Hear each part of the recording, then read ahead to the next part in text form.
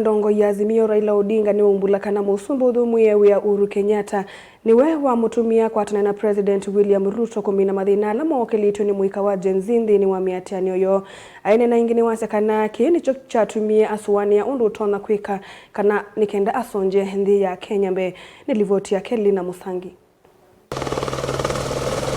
Onene ya kaunti ni Elgeyo Marakwet mutongoi wa chama cha ODM Raila Odinga ni waweta musumbuthi umwe wa Uhuru Kenyatta ni wona muthuthise kukwatana na musumbu William Ruto na ukenda kuthinikia mawendekethio ma muika ma Gen Z alama na atwaisi ameatiano ya muo kulalamikia utongoi utemwa ilu kithitoni cha kutoanzia Kenya na mbe. Sasa ile nchi inachomeka, Uhuru ndiye alinipiga mimi simu. Uhuru akaniambia mimi tafuta Bwana Ruto ongea na yeye. Kenya ikichomeka hatutakuwa na nchi nyingine. Mpaka hii tuzime hii moto, watu waketi chini waendelee waliwane. William ndiye akanitafuta.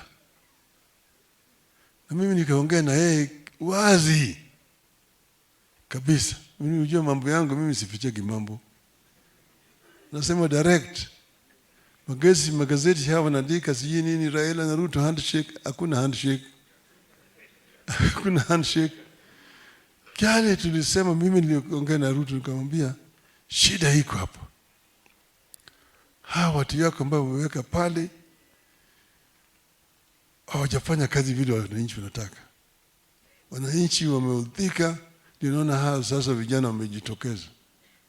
Na vijana wakaniambia mimi, wewe baba kaa nyumbani. Usitoke, umefanya ya kutosha. Wache sisi tuendelee. Sasa hawa vijana sio wenda wazimu. Nataka hii maneno yatutuliwe. Uzuri ya kwamba watu waketi chini waongee. Akasikia, mimi hii cabinet nitatoa. Nitawapeleka nyumbani. Nikasema hata hao makatibu ambao wako pale wako chafu yote. Usafishi wote. Odinga ni wavuthise nzekesea kana na matienza tongoi ange mangwatanio ya Azimio ila nionga liko ya ulei na kukwata mbao serikali ya musumbi William Ruto weta kithito chake kinaikunenga ni maofisa alama na ile kuhusu semenye ya maminista serikali ni hii ya Kenya Kwanza. Mimi sijaingia kwa serikali. Hatuko kubaliana na Ruto atituwe na serikali mseto. Hatuna mseto. We don't have a coalition government. Alikuwa nataka watu, nikamwambia watu chukua hawa watu kama unataka wakusaidie. Lakini sisi hatujawekana, ni bado hatujawekana huko. Sasa wazee ndio wanaletea mimi makaratasi, taweka mimi mahali.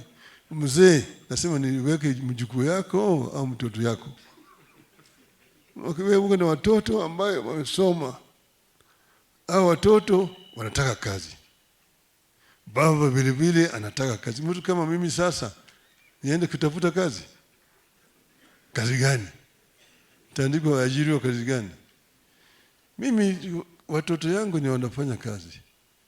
Sasa watu wa rika yangu wanakuja kwangu ati ni watafutie kazi. Pumbavu sana. Hii serikali ilifika mahali mzee huyo akasema nchi yetu ni kubwa kuliko sisi wote. Na wakati alisema hivyo pia akakutana na ndugu yake William, ni mtu mungwana.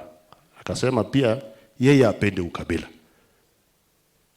Hakuenda kuongea na Raila wakaandika agreement ya kuunganisha serikali. Itambi yake ni inavuthise muno ni mutongo ya chama cha DAP Eugene Wamalwa na valana yake mutongo ya chama cha na Kenya Martha Karua watangasie kweyume kwa kengwatanio ni hii ya Azimio. Tunataka tuweke Wakenya wawe kama kitu kimoja. Mimi niliamua naenda Afrika huku juu.